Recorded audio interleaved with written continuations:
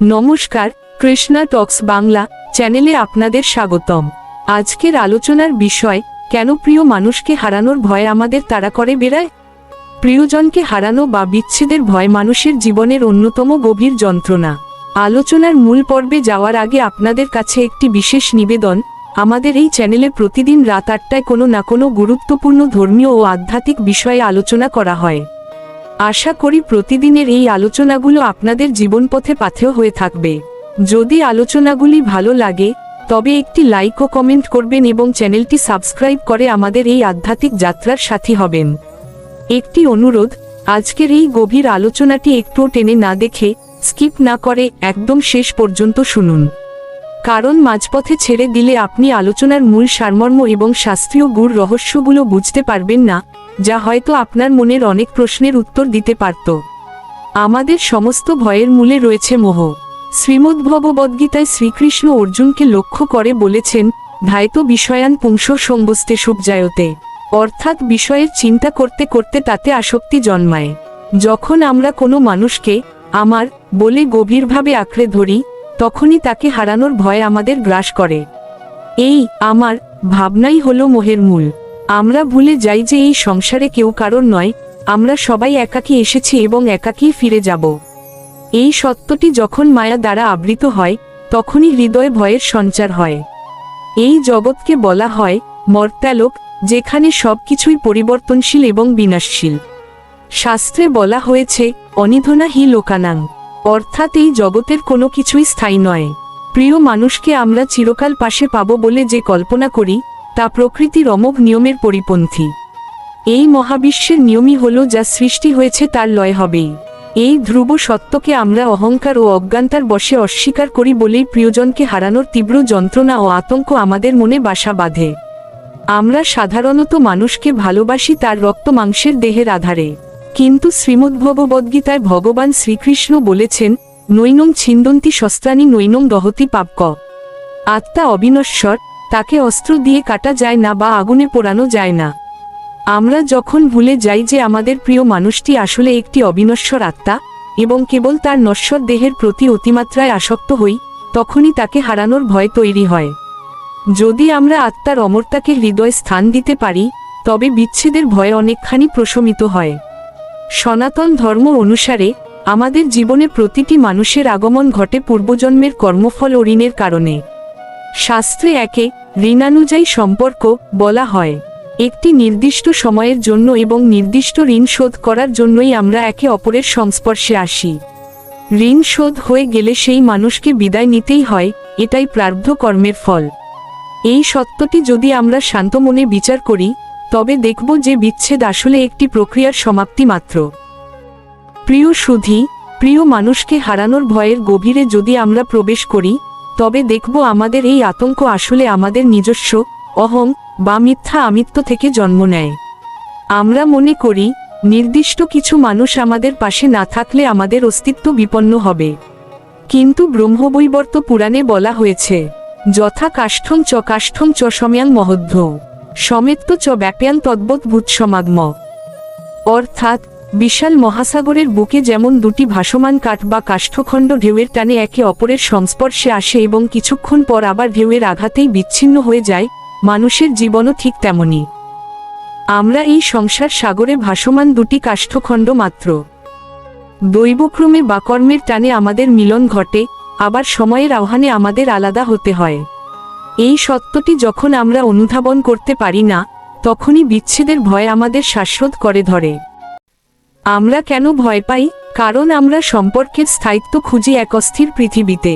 প্রিয় মানুষটিকে আমরা আমাদের ব্যক্তিগত সম্পত্তি মনে করি, কিন্তু শাস্ত্র আমাদের স্মরণ করিয়ে দেয় যে ভালোবাসা মানে কাউকে বেঁধে রাখা নয়, বরং তাকে তার স্বাধীনতা এবং তার নিজ গন্তব্যে যেতে দেওয়া। হারানোর ভয় আমাদের অন্তরের দারিদ্র্যকে প্রকাশ করে। এটি বুঝিয়ে দেয় যে আমরা এখনও সেই পরমেশ্বরের প্রেম অনুভব করতে পারিনি, যা অসীম এবং যার কোনো বিচ্ছেদ নেই। প্রিয় মানুষকে হারানোর এই যে ভয়, এটি আসলে একটি সংকেত, যা আমাদের মনে করিয়ে দেয় যে বাইরের কোনো অবলম্বনই চিরস্থায়ী নয়। আমাদের ফিরতে হবে নিজের অন্তরে থাকা সেই অক্ষয় পরমাত্মার কাছে। এই বোধ জাগ্রত হলেই আমরা বুঝতে পারব, কেন এই ভয় আমাদের তাড়া করে এবং কিভাবে জ্ঞান ও ভক্তির মাধ্যমে এই ভয়কে চিরতরে জয় করা সম্ভব। এখানে একটি কথা বলে রাখি, আমাদের এই সুবিশাল সনাতন শাস্ত্রীয় ভাণ্ডার থেকে যদি আপনাদের মনে কোনো প্রশ্ন জাগে বা কোনো নির্দিষ্ট বিষয়ে আপনারা জানতে চান, তবে অবশ্যই কমেন্ট করে আমাদের জানান। আপনাদের সেই জিজ্ঞাসার ওপর ভিত্তি করেই আমরা পরবর্তী আলোচনাগুলো শাস্ত্রীয় প্রমাণের আলোকে করার চেষ্টা করব। ভয়ের অন্যতম প্রধান কারণ হলো আমরা ঈশ্বরকে বাদ দিয়ে কোনো নশ্বর মানুষকে আমাদের জীবনের একমাত্র আশ্রয় বানিয়ে ফেলি। প্রিয় মানুষকে অবশ্যই ভালোবাসবেন, কিন্তু মনে রাখতে হবে তিনি সেই পরমেশ্বরেরই একটি রূপ মাত্র। পরমেশ্বরই একমাত্র ধ্রুব সত্য, বাকি সব ছায়া মাত্র। যখন আমরা ঈশ্বরকে জীবনের কেন্দ্রবিন্দু করি, তখন পৃথিবীর কোনো বিচ্ছেদই আমাদের সম্পূর্ণ নিঃস্ব করতে পারে না। মায়া আমাদের বাস্তবতাকে ভিন্নভাবে দেখায়। মায়ার প্রভাবে আমরা মনে করি প্রিয় মানুষটি না থাকলে আমাদের জীবন অর্থহীন হয়ে যাবে। এই মায়া আমাদের ভেতরের দিব্য শক্তিকে ঢেকে রাখে। শ্রীমদ্ভগবদ্গীতায় শ্রীকৃষ্ণ মায়াকে জয় করার পথ দেখিয়েছেন। জ্ঞানযোগের মাধ্যমে যখন আমরা বুঝতে পারি যে আত্মা হিসেবে আমরা প্রত্যেকেই স্বতন্ত্র এবং পরমাত্মার অংশ, তখন হারানোর ভয় ধীরে ধীরে ম্লান হয়ে আসে। অধিকাংশ ক্ষেত্রে আমাদের ভালোবাসা হয় শর্তযুক্ত। আমরা প্রিয় মানুষকে ভালোবাসি নিজেদের সুখের জন্য, নিরবচ্ছিন্ন সঙ্গ পাওয়ার জন্য। যখন আমাদের ব্যক্তিগত সুখ অন্য কারোর উপস্থিতির ওপর পুরোপুরি নির্ভরশীল হয়ে পড়ে, তখনই সেই নির্ভরশীলতা তীব্র ভয়ের জন্ম দেয়। নিষ্কাম প্রেম বা নিঃস্বার্থ ভালোবাসা শিখতে পারলে, যেখানে প্রিয়জনের মঙ্গলই বড় কথা, সেখানে হারানোর ভয় থাকে না। সত্য, রজ ও তম, এই তিন গুণের প্রভাবে আমাদের মন সবসময় চঞ্চল থাকে। বিশেষ করে তমগুণের আধিক্য থাকলে মানুষ শোক, মোহ এবং ভয় আচ্ছন্ন হয়ে পড়ে। গীতায় ভগবান বলেছেন মনকে সত্যগুণে উন্নীত করতে। সত্যগুণে স্থিত মানুষ বুঝতে পারেন যে সংযোগ ও বিচ্ছেদ উভয়ের মধ্যেই ভগবানের কৃপা লুকিয়ে আছে। এই বোধ জাগলে মন স্থির হয়।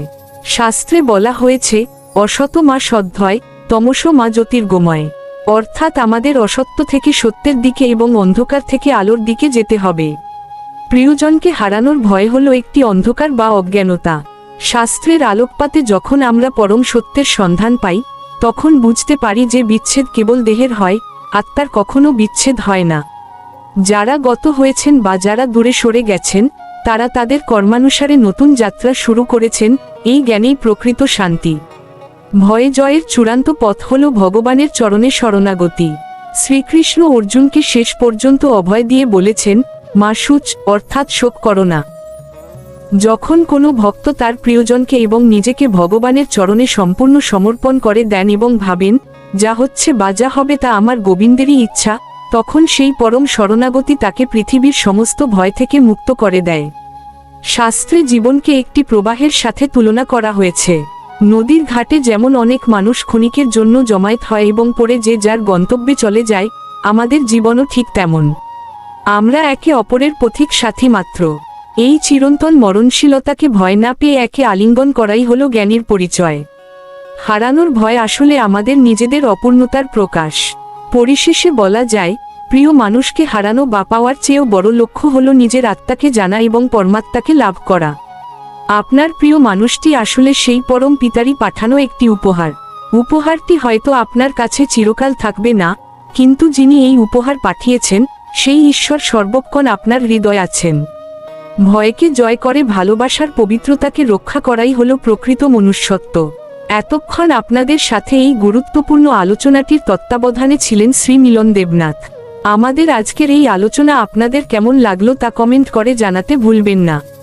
আগামীকাল রাত 8টায় আবার নতুন কোনো বিষয় নিয়ে আপনাদের সামনে হাজির হব। সে পর্যন্ত সুস্থ থাকুন, কৃষ্ণ ভাবনায় থাকুন। হরে কৃষ্ণ।